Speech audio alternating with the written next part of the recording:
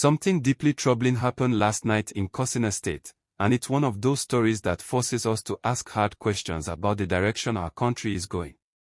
As I speak to you now, 20 Nigerians have been taken hostage by armed men, while 2 others are struggling with serious injuries in hospital. But what makes this situation even more disturbing is where and how it happened. This attack took place in a community that was supposedly under a peace agreement. Yes, a peace deal with the same armed groups that carried out this kidnapping. Late on Sunday night, January 4, 2026, at about 9 p.m., gunmen invaded Unua Dawudu community in Funa Local Government Area of Katsina State. This is a quiet farming settlement where people are just trying to live normal lives. The attackers arrived with heavy weapons, firing shots and throwing the entire community into panic. By the time they left, 2 people were badly injured and 20 residents had been forcefully taken into the forest. Try to imagine that moment. You're at home, preparing to sleep, when gunshots ring out and armed men burst in, dragging people away into the darkness. That is the reality families in Unua Dawudu are facing right now. What makes this especially painful is that Funa is one of the areas where local authorities negotiated peace deals with armed groups. Throughout 2025, several local government areas in Katsina entered into similar agreements. The idea was simple: communities were exhausted. Farmers couldn't work, children couldn't attend school, and killings had become routine. Local leaders decided to try dialogue, hoping negotiations would bring relief. In December 2025, Governor Diko Rado publicly celebrated these agreements.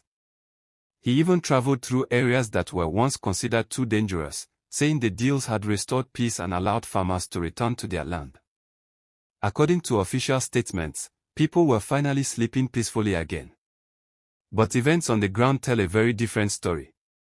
Just 4 days ago, on January 1st, armed men attacked Unua community in Malumfashi local government area. 2 people were killed and 6 others injured. Malumfashi is also under a peace agreement.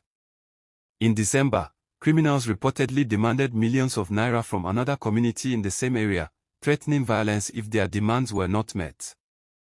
Even before that, in August 2025, a major attack in Malumfashi claimed more than 50 lives, with dozens of people abducted.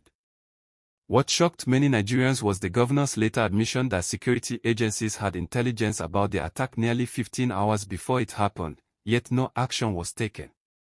So the question is unavoidable: what exactly are these peace deals achieving? Security analysts have repeatedly warned that these agreements may be doing more harm than good.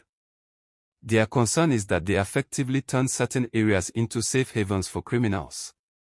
Armed groups agree not to attack specific communities, keep their weapons, move freely, and then launch attacks on neighboring areas. Afterward, they retreat back to zones where they are protected by so-called peace arrangements. It's like agreeing with a thief that he won't steal from your house, as long as he's free to rob everyone else. To be fair, the government has pointed to deeper issues behind banditry, including poverty, competition over land and water, climate pressures, and long-standing grievances. These are real problems, and they cannot be ignored. Authorities have also announced plans to support displaced families and rehabilitate so-called repentant fighters by offering housing, livestock, and economic support. On paper, that sounds like a progressive solution. Rehabilitation has worked in other conflict zones around the world. But here's the critical issue: how can someone be considered repentant while still carrying an assault rifle? How can peace be genuine when there is no disarmament? In real peace processes, weapons are surrendered first. Accountability follows. What we are seeing instead is armed men retaining their power, their freedom, and in some cases even social acceptance. There are reports of officials attending social events connected to these groups, treating them as respected figures rather than perpetrators of violence. Meanwhile, the human cost continues to rise. Right now, families in Unua Dawudu are living in fear and uncertainty. Parents don't know if their children are alive. Wives don't know if their husbands will ever return. 20 families are trapped in agony, wondering if ransom demands will come and how they could possibly pay them. This is happening in a country with security forces, intelligence agencies, and elected leaders sworn to protect citizens. The painful truth is that these peace deals, as they currently exist, are not delivering real security. At best, they offer temporary relief to some areas while pushing violence into others. The kidnappings continue. The killings continue. The only difference is that we are now negotiating with armed criminals as if they are legitimate stakeholders. So I want to hear from you. Do you believe these peace agreements are the right path? Should the government return to stronger security operations? What would you do differently if you were responsible for security in Katsina State? These conversations matter. The more Nigerians understand what's happening, the harder it becomes for leaders to ignore reality. Thank you for staying with me through this story. Stay safe, and may God bless Nigeria.